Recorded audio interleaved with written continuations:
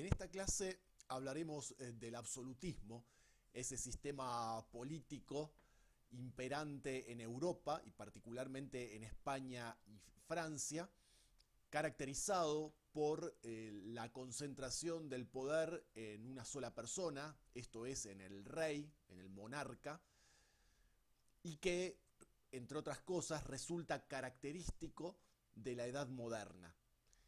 En verdad, la monarquía o las monarquías europeas comienzan a formarse tras la caída del Imperio Romano en el siglo V de nuestra era, las invasiones germánicas y la creación de una serie de reinos germánicos en los territorios que formaban parte del Imperio Romano de Occidente. A partir de ese momento principia una larga evolución histórica. La Edad Media se abre entonces, ese periodo de 1000 años, donde el sistema feudal va imponiéndose, entendiéndose a este por esa suerte de estructuras jerárquicas con el rey a la cabeza en cada uno de los reinos, de los diversos y numerosos reinos europeos. Estos reinos entonces están encabezados por el rey y por debajo del mismo toda una jerarquía de señores feudales, de nobles, poseedores de la tierra, príncipes, condes, duques y otros nobles de menor cuantía a lo largo de toda Europa y teniendo en cuenta estas pirámides feudo-vasalláticas, donde el rey está arriba de la misma y tiene como vasallos a diferentes señores feudales, es decir, a distintos nobles, detentadores de tierras y de títulos nobiliarios de carácter hereditario, al igual que el título de rey. Hay una monarquía y una nobleza basadas en estas jerarquías, en la posesión de la tierra sobre todo, que es la base de la riqueza y del poder político, no solo económico. Estas jerarquías, sin embargo, no tienen un carácter absoluto, porque en la Edad Media, con demasiada frecuencia, los señores feudales tienden a detentar o a ejercer un poder virtualmente absoluto en sus dominios territoriales y a desobedecer o a prestar poca atención a los requerimientos del rey. Entonces hay una autoridad real del rey, valga la redundancia, que se ve menoscabada, disminuida, restringida durante la Edad Media, que muchas veces está en disputa, porque los señores feudales no obedecen del todo o no obedecen para nada al rey, y hay frecuentes rebeliones, insubordinaciones, pero esta situación va principiando lenta y trabajosamente a modificarse sobre el fin de la Edad Media y sobre todo a lo largo del tránsito del pasaje hacia la Edad Moderna y el Renacimiento. Una de las características de la Edad Moderna y del Renacimiento es justamente la concentración gradual, progresiva, del poder político de las monarquías europeas en sus reyes. El número de reinos va disminuyendo, el número de tierras o de dominios de tipo feudal van viendo recortadas sus atribuciones y el rey va modelando, sobre todo en el caso de Francia y de España, países, grandes territorios que son la base, mejor dicho, de los países modernos, de los estados-nación modernos, tal como nosotros los conocemos.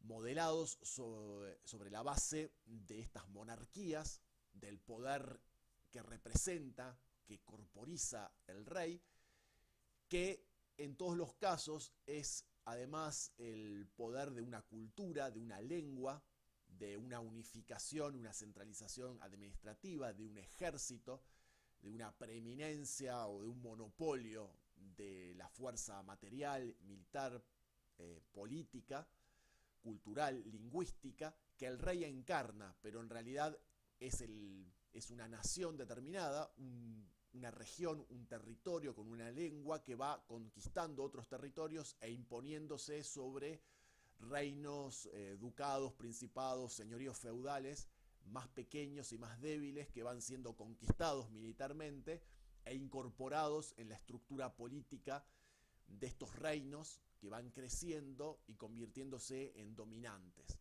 Y van creciendo no solo en extensión territorial, tal es el caso del Reino de Francia, que en sus inicios se circunscribía durante la Edad Media al norte de la actual República Francesa y que va avanzando hacia los 4 puntos cardinales, incorporando nuevos territorios donde se hablan otras lenguas, donde hay otras autoridades, otros señores feudales, incluso otros reyes, pero estos van siendo sometidos militarmente e incorporados al aparato administrativo y político, pero también cultural del Reino de Francia, que se expande y en todo sentido, no solo en el territorial.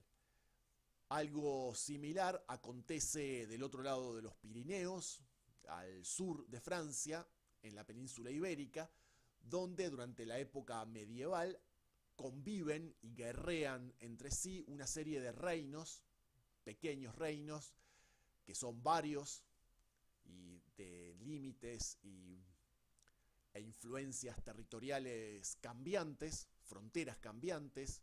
Están los musulmanes en el sur de España, además, con sus respectivas entidades estatales y territoriales, pero el número de reinos va disminuyendo y van configurándose sobre el final de la Edad Media unos pocos reinos que van a ser o van a constituir el basamento de 2 países que en la actualidad son los únicos estados-nación, los únicos estados soberanos de la península ibérica, que son el Reino de España y la actual República de Portugal.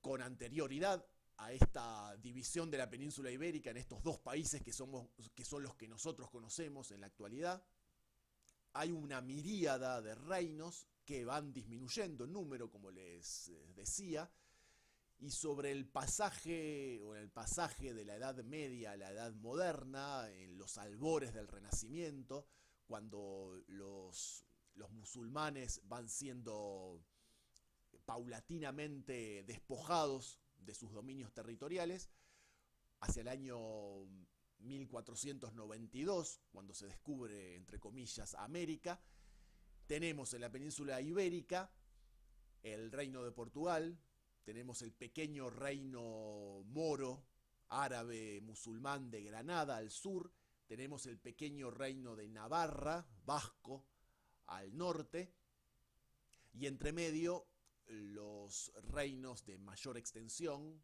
que comienzan a desempeñar un rol geopolítico protagónico, que son los reinos de Castilla y de Aragón. Dentro de Aragón está el condado de Barcelona o la actual Cataluña, que es básicamente lo mismo. Entonces en España es el reino de Castilla el que va a imponer su lengua, el castellano, que luego se va a convertir en el español, y va a ir incorporando, conquistando a sus reinos vecinos. En determinado momento incluso el reino de Portugal queda sometido a una unión dinástica con el reino de Castilla, pero el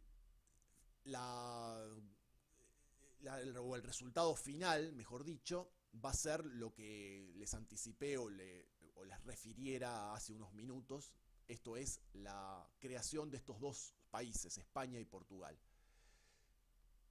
Volviendo a la época que nos compete, que nos interesa, que es el siglo XVII, en particular, nos detendremos en esta clase a considerar algunos aspectos de estos reinos, de estas monarquías absolutas, la española y la francesa, porque estas van a ser las primeras, cronológicamente hablando, en crearse e impondrán de alguna manera su modelo de organización política y estatal al resto de Europa e incluso al resto del mundo. ¿Sí?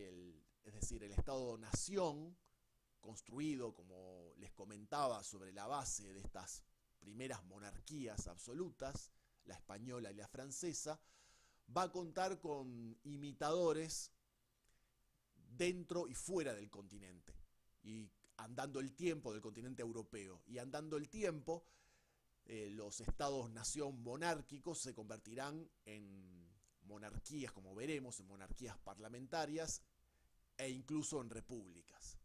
Y serán la base, lo repito porque es algo trascendente para entender la dinámica histórica, se convertirán en la base de los futuros estados-nación modernos que nosotros conocemos, los denominados o mal denominados, porque el término es inexacto, países, anticipando o representando una problemática que todavía hoy sigue vigente, porque estos estados-nación no han logrado imponerse en todos los casos de manera total, y tenemos en la actualidad, en la vieja Europa, reivindicaciones lingüísticas, culturales, que son anteriores a la modernidad, al Renacimiento, a la construcción de los estados-nación, y que todavía hoy siguen vigentes. El caso de los catalanes, el caso de los vascos y otras nacionalidades europeas que han quedado subsumidas al interior primero de los reinos absolutos, las monarquías europeas, y luego al interior de las monarquías parlamentarias y de las repúblicas de Europa. El absolutismo es un concepto universal, podríamos decir.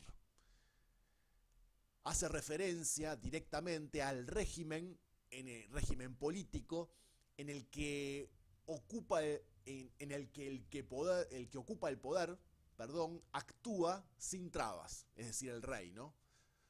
El rey actúa sin trabas, sin freno, sin límites, por encima de las leyes. Francia y España, sobre todo en el siglo XVIII, son o se constituyen en los escenarios más representativos de este sistema, de este régimen político que es el absolutismo.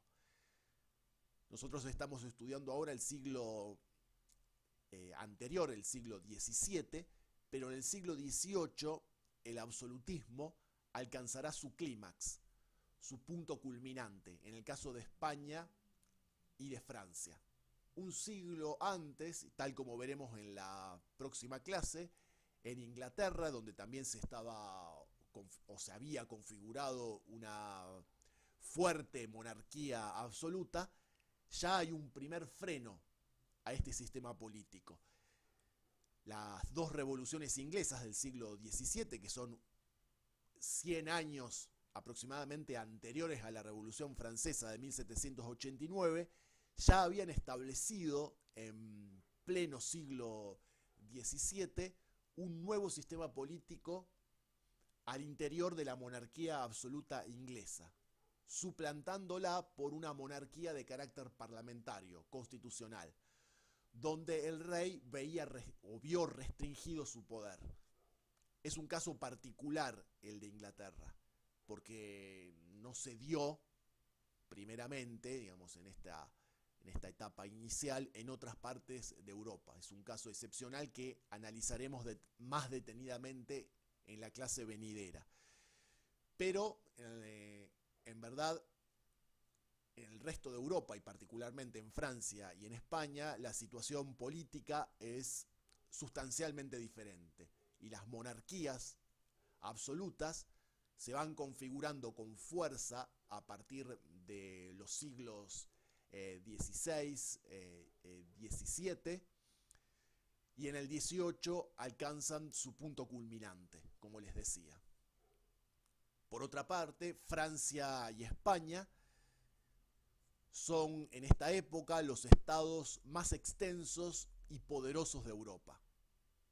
Ya hemos hablado de su carácter imperial. En este periodo ya habían realizado, en ambos casos, su unidad dinástica, con ciertos grados de violencia, de conquista y demás.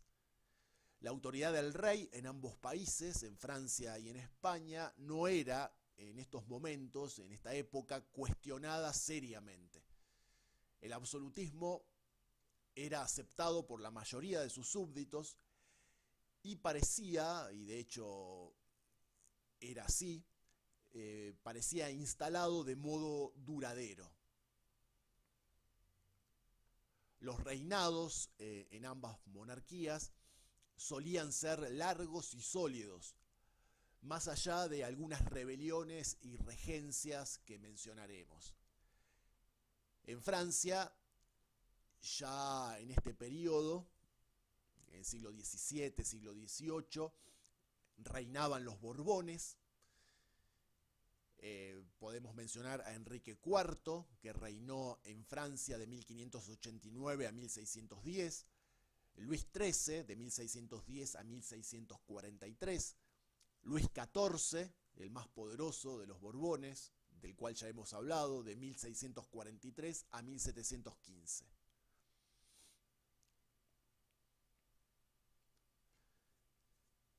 De todas maneras, los cimientos de ambos sistemas políticos, de ambas monarquías, la francesa y la española, si bien eran bastante parecidos, no eran idénticos. Poseían en común la noción política que se remontaba al Imperio Romano, de lo que en latín se denominaba imperium. Esto es el poder político ejercido por el emperador romano, que asignaba, en el caso del rey francés o del rey español, poderes ilimitados a esta persona. A esta concepción del imperium se sumaba la imagen o la noción tradicional de un rey a quien la comunidad delegaba, concedía su soberanía. Todo poder procedía de Dios. Ya hemos hablado del carácter divino que poseía, o que se creía que poseía la monarquía, una manera de justificarla también. Todo poder entonces procedía de Dios, pero el pueblo era quien lo detentaba y quien lo cedía. El poder político pertenecía entonces al pueblo, pero poseía también una raigambre divina. Era Dios el que le concedía ese poder, primero al pueblo, y el pueblo a su vez se lo concedía al monarca, de manera temporal, condicional de alguna manera. En casos muy excepcionales, cuando el rey infringía ese poder, y esta noción hay que retenerla porque será retomada con fuerza durante la Revolución Francesa y luego durante la guerra de independencia de las colonias españolas contra el rey español, esta noción de que si bien es Dios el que confiere el poder político, es el pueblo el que lo detenta en un primer momento y el que lo cede de manera temporal y condicional al rey. Y en ocasiones excepcionales, una invasión extranjera o ciertas extralimitaciones del propio monarca, ciertos excesos, se supone que el pueblo soberano, que es el verdadero detentador del poder, puede recuperarlo para sí, el poder político. Esto lo retomaremos más adelante, ya que, como les digo, es una noción de trascendentales consecuencias históricas y políticas. Pero en este momento, muy por el contrario, el rey no sufre serios problemas para conservar y hegemonizar su autoridad. el rey de señores, seríamos el rey que está por encima de los señores feudales, de los nobles. Es una noción española y francesa que se refuerza en ambos casos.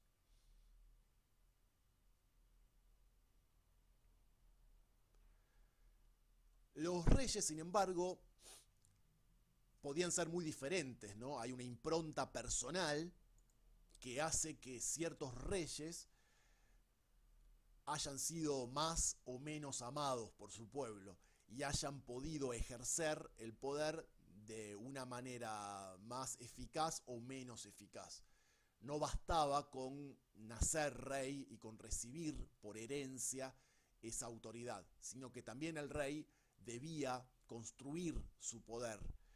Y a su vez había ciertos límites a esa autoridad pretendidamente absoluta del monarca, tal como veremos.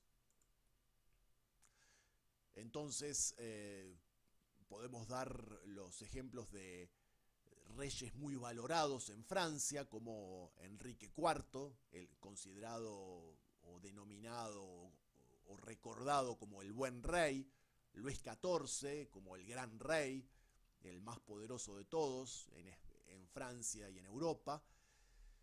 Pero paralelamente, esto ya lo hemos estudiado, la monarquía española, si bien sigue siendo poderosa, se encuentra de manera contemporánea, mientras Francia emerge como el gran imperio monárquico del momento, durante el siglo XVII y durante el siglo XVIII, principios del XVIII, en España ya se sufre una decadencia. Entonces, esto se trasunta también en sus monarcas. Es el caso de Felipe IV, considerado débil de carácter, Felipe III, perezoso, Carlos II, que era considerado un débil mental. Bueno, hay una decadencia, sobre todo en el caso de los últimos monarcas Habsburgos o Austrias que reinaron a fines del siglo XVII en España. Por otra parte, en el Reino de España, en el unificado Reino de España, recordemos que en España había habido varios reinos y se había ido imponiendo el reino de Castilla por sobre el resto de los reinos peninsulares.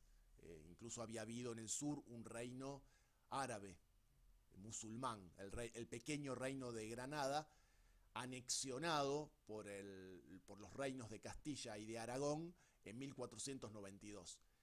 También el pequeño reino de Navarra en el norte, un reino vasco, con reducidos territorios en lo que sería el norte acotados territorios en lo que sería el norte actual de España y sur de Francia.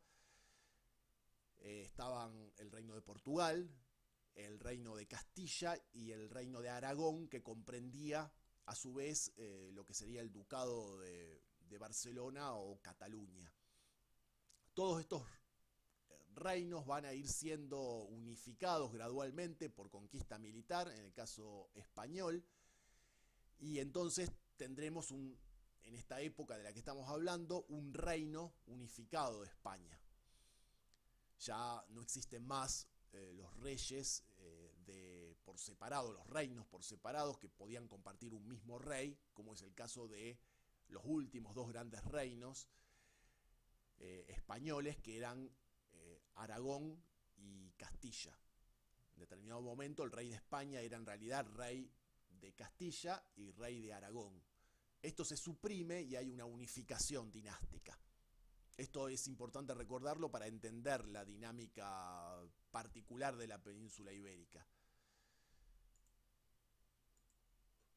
Cuando España entonces ya constituye no solo un reino unificado en la península ibérica, sino además un enorme imperio con posesiones europeas y sobre todo, andando el tiempo, americanas e incluso asiáticas, junto al rey, al monarca absoluto, surge una figura importante que es la del valido. El valido equivale aproximadamente al favorito, al favori en francés, de una figura que se da también en Francia. Valido y favorito son aproximadamente lo mismo. El valido es una especie de favorito del rey español, una suerte de primer ministro de mano derecha del rey, y algo similar, aunque con sus matices, acontece en el caso del favorito, que luego se convierte en primer ministro en Francia.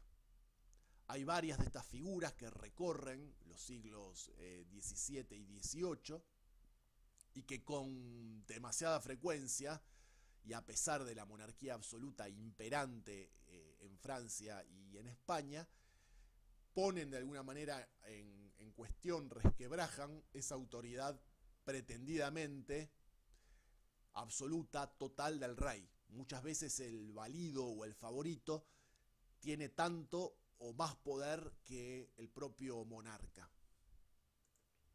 Sobre todo cuando el rey se encuentra pasando todavía, o se encuentra todavía en la infancia, se encuentra pasando la minoría de edad, entonces el valido o favorito ejerce la regencia. Y es un primer ministro que es prácticamente un rey,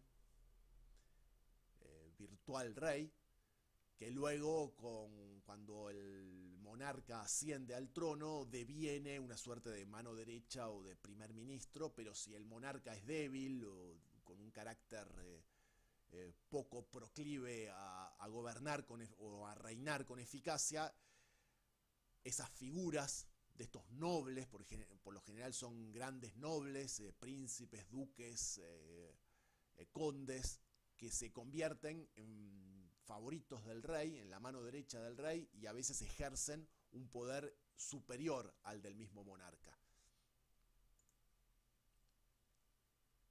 Es el caso en Francia de Concini, de Richelieu, este famoso obispo de Mazarino. En el caso de España, el duque de Lerma, el conde duque de Olivares, Luis de Arón. El valido o favorito, tanto en Francia como en España, como les decía, solía pertenecer a la más alta nobleza, bueno, siempre pertenecía a la más alta nobleza. Los burgueses, la gente que no tiene un título nobiliario, en esta época no puede acceder al poder político. Por enorme que sea su riqueza material, los burgueses todavía no ejercen el poder político. Lo ejercerán ya a partir de la Revolución Francesa, y tal como veremos también.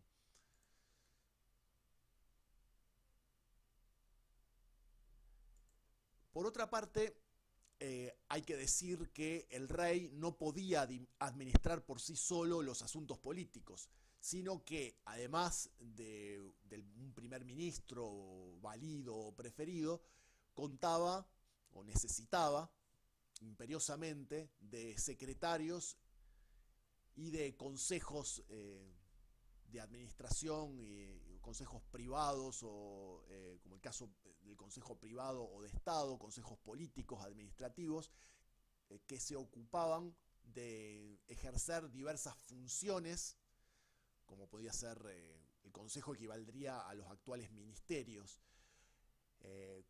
Podían abocarse a ejercer funciones administrativas específicas, financieras, judiciales, religiosas. En algunos casos, sobre todo en Francia, su poder era consultivo, uno más entre otros, en el caso de cada uno de los consejos, o sea, el poder era menor, ya que en Francia, por una cuestión también de concentración territorial, el poder se hallaba más centralizado. Mientras que en el caso, entonces los consejos eran más consultivos y tenían una mayor dependencia con respecto al rey. En el caso de España, el imperio español se hallaba esparcido o compartimentado en territorios alejados entre sí, fuera de la península ibérica. Entonces los consejos, esa suerte de ministerios de la época, solían ejercer un poder más geográfico y más específico y más autónomo. Entonces había un consejo de Castilla, una especie de gobernación o ministerio para el antiguo reino de actual región española de Castilla, otro consejo para las Indias, para América, el Consejo de Indias. Había un consejo de Flandes, que incluía las posesiones españolas de los Países Bajos, lo que hoy es Bélgica y Holanda. Había un consejo de Italia, porque buena parte de la península italiana se hallaba bajo dominio español, y así sucesivamente con respecto a estos consejos de carácter geográfico y que ejercían un poder directo y relativamente autónomo dentro de las distintas regiones dominadas por los españoles dentro y fuera de la península ibérica. Pero también había otros consejos de carácter técnico. Tal es el caso de la Inquisición española, el Consejo también de Guerra, una suerte de ministerio de guerra, el Ministerio de Hacienda, que sería el Ministerio de Economía, las órdenes militares.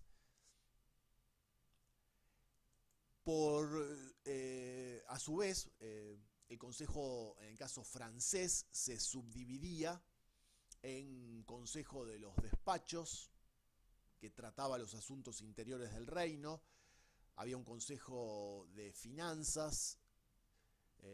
El Consejo en Francia tenía un carácter de gran consejo unificado y que se subdividía en consejos menores, como el caso que les acabo de mencionar del Consejo de los Despachos, el Consejo de Finanzas, una especie de secretarías o subsecretarías de la época, el de Conciencia, que tenía que ver con la religión, el de Finanzas, etc.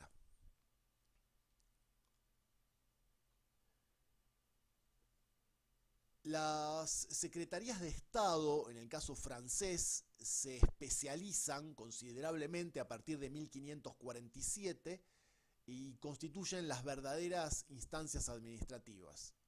Tal es el caso de los asuntos exteriores, guerra, marina, la casa del rey, los asuntos protestantes. El tema de la religión en Francia se vinculaba directamente con el tema de los hugonotes, como hemos visto, los protestantes franceses, la Cancillería. Estas secretarías de Estado que formaban parte del Gran Consejo, dependiente del rey, se van especializando gradualmente. Algo similar acontece en España. En el caso francés, los consejeros eran en su mayoría parisinos, es decir, que su lengua natal era el francés. El francés, recordemos que no se hablaba en toda Francia, sino que se va a ir imponiendo como lengua oficial del reino. Y en el caso de España, la mayoría de los consejeros eran castellanos, esto es, oriundos del antiguo reino de Castilla, y por lo tanto hablaban una lengua que no era otra que la castellana, luego convertida en la lengua oficial del reino, la lengua española. Había muchos menos súbditos franceses y españoles de otras regiones de los respectivos reinos. No había tantos vascos, no había tantos catalanes ejerciendo, por ejemplo, funciones administrativas y políticas importantes, sino que en el caso tanto en uno como en otro, era la nación, la cultura dominante, la francesa por un lado y la castellana por el otro, la que detentaban el poder político y ejercían los altos cargos de Estado, comenzando por el rey, claro está. Por otra parte, y ya esto tendríamos que hablar de la Edad Media, porque esto tiene un origen medieval, aún en plena época del absolutismo, seguían existiendo, tanto en Francia como en España, numerosas corporaciones o sociedades que participaban del ejercicio del poder. Entonces, había, por ejemplo, cuerpos o entidades administrativas, políticas, que representaban los antiguos territorios que componían el reino de Francia o el reino de España, territorios que habían sido sometidos gradualmente. Entonces había gobiernos locales en los territorios que habían sido conquistados por los franceses y por los castellanos. Había cuerpos de representación territorial, urbana, provincial. O sea, había una suerte de gobiernos de carácter regional, de carácter provincial, de carácter urbano, que fueron desapareciendo o fueron gradualmente intervenidos a medida que pasó el tiempo y que las monarquías, tanto la francesa como la española, fueron creciendo en poder. Entonces muchas veces estos gobiernos locales desaparecieron lisa y llanamente o fueron intervenidos por funcionarios del rey.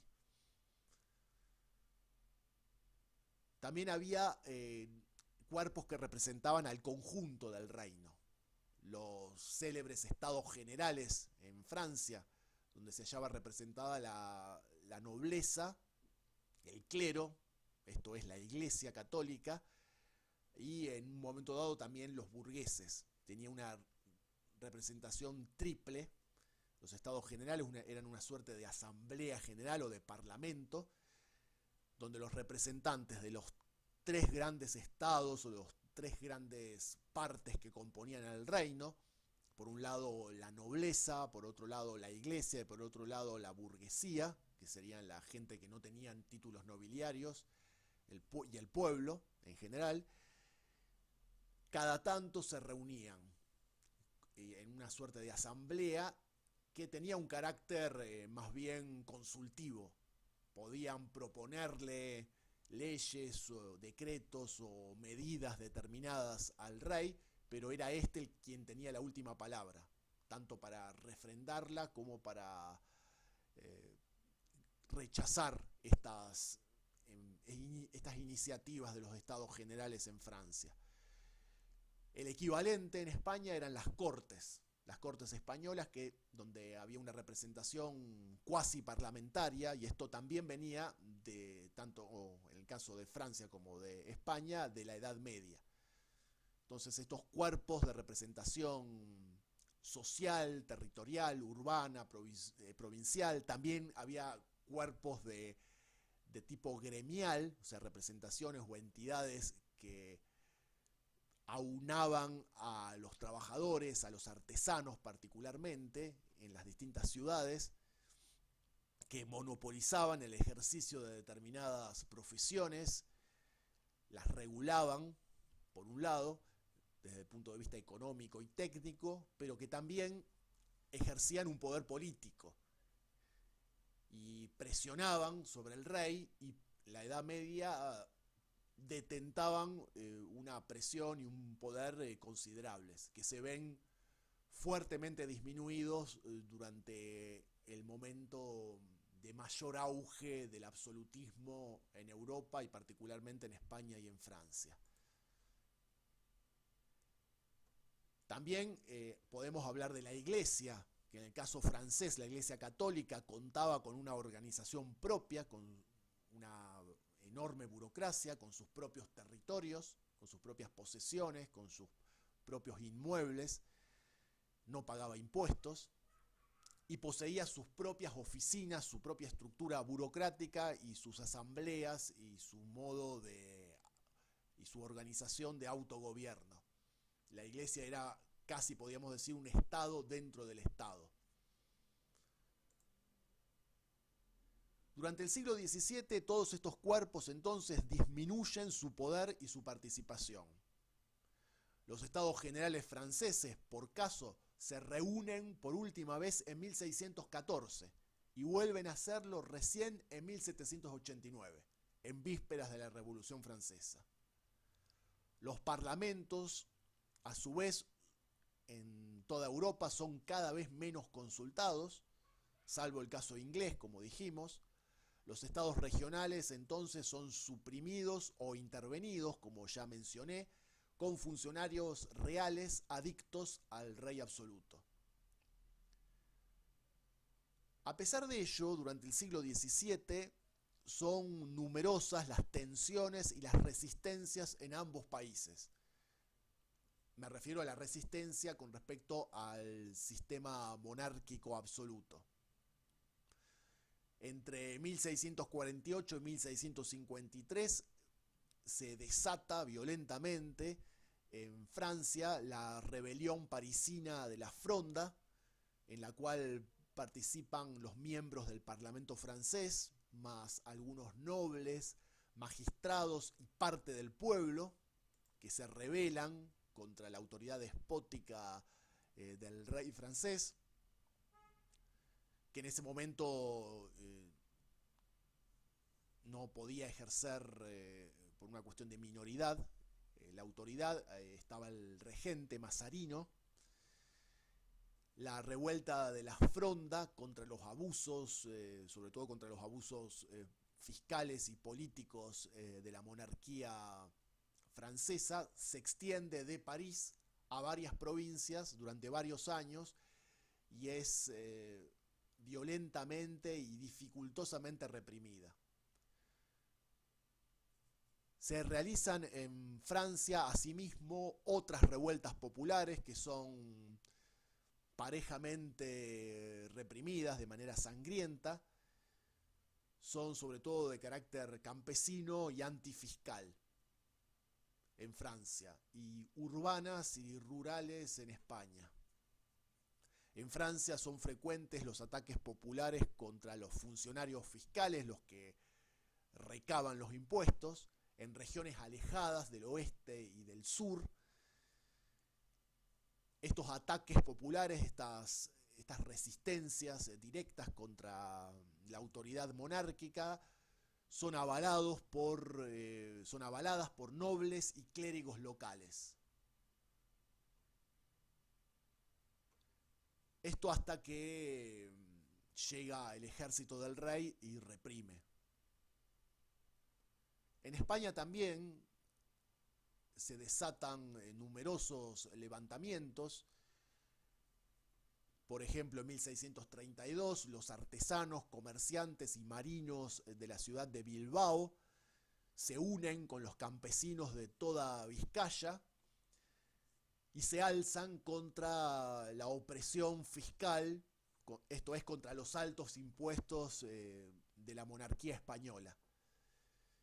Pero en determinado momento la radicalización popular es considerable, ya empiezan a asomar otras reivindicaciones, los pobres que protestan contra los ricos de alguna manera, por decirlo de un modo simple, y entonces los nobles y los mercaderes locales vascos se retiran de esta revuelta.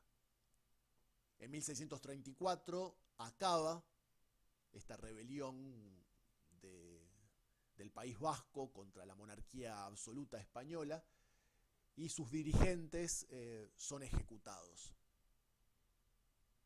También hay otra revuelta en Andalucía, en el sur español, entre 1647 y 1652.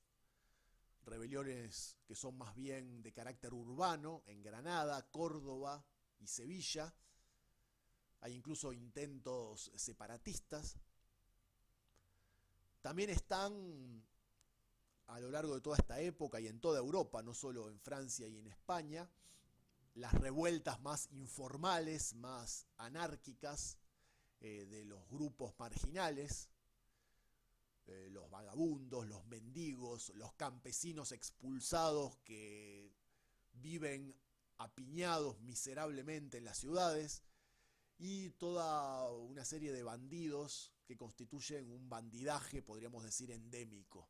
Los marginales que se dedican a la mendicidad y al robo, al saqueo, para tratar en principio de sobrevivir y también para rebelarse de un modo informal, sin una propuesta política, sin una organización doctrinaria clara, pero expresando ese malestar social que se da contra las injusticias de la monarquía absoluta. Entre 1640 y 1641, los catalanes en el reino español se rebelan contra la ocupación militar castellana, que es la ocupación militar del Reino de España. Se constituye una efímera república independiente en Cataluña, la primera de una larga serie, bajo la protección francesa. En 1640, Portugal, que forma parte del Reino de España, se niegan sus nobles a ir a combatir a los catalanes sublevados. También podríamos decir que hay una forma de resistencia contra el absolutismo, que es una resistencia pasiva, difusa, no verbalizada, si se quiere, no siempre del todo consciente y visible, que es la ley de la lejanía y la distancia, que en el caso de la América española, de las colonias españolas, se traducía en el adagio de se acata pero no se cumple. Cuando llegaban las órdenes reales, las órdenes provenientes directamente del rey de España a las colonias, a sus colonias españolas de América, sus habitantes acataban oficialmente como había que hacer las resoluciones peninsulares, pero luego no se cumplía, o se cumplía parcialmente, y no había manera, o no había mucha manera, o no había muchas posibilidades, las posibilidades eran escasas para poder controlar, para poder efectivamente hacer cumplir la ley de la monarquía de este lado del Atlántico, por una cuestión de simple lejanía. Algo similar sucedía en España y en Francia, que si bien para lo que sería nuestra perspectiva contemporánea son países relativamente pequeños, de distancias no tan considerables, que se pueden salvar en algunas horas, con el avión, con el tren, con los micros, con el automóvil, pero estamos hablando del siglo XVII y del siglo XVIII. Entonces las distancias tienen un carácter relativo e histórico, las distancias geográficas. Llevaba varios días, incluso hasta semanas enteras, poder ir de un punto a otro del Reino de Francia y del Reino de España. Entonces, muchas veces las disposiciones del poder central no se acataban o tardaban en acatarse.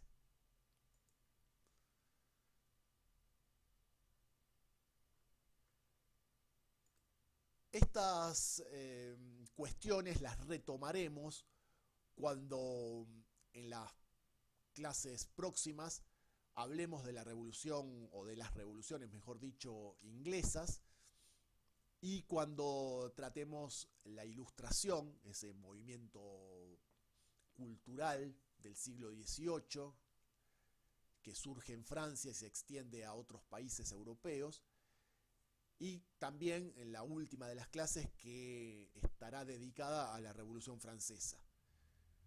Teniendo en cuenta estas cuestiones, estas características de la monarquía absoluta, cuyos modelos principales son el francés y el español, podremos entender de mejor manera, más atinadamente, las consecuencias posteriores y la manera en que estos procesos históricos y políticos se fueron resolviendo, trágicamente en muchos casos, cuando a partir de estos abusos de poder en Francia sobre todo, se va a ir organizando en el plano intelectual y artístico un análisis crítico del absolutismo, de sus excesos, un malestar social creciente, larvado, que recorrerá todo el siglo XVIII y que hará eclosión en 1789 con la célebre Revolución Francesa. Y que un siglo antes ya había hecho eclosión en el caso de Inglaterra, que es lo próximo que estudiaremos por ser un caso, como les decía, bastante particular, el de la monarquía absoluta inglesa, que con un siglo de anterioridad, durante el siglo XVII, verá restringido severamente su poder. Pero esto lo veremos la clase próxima, la semana entrante.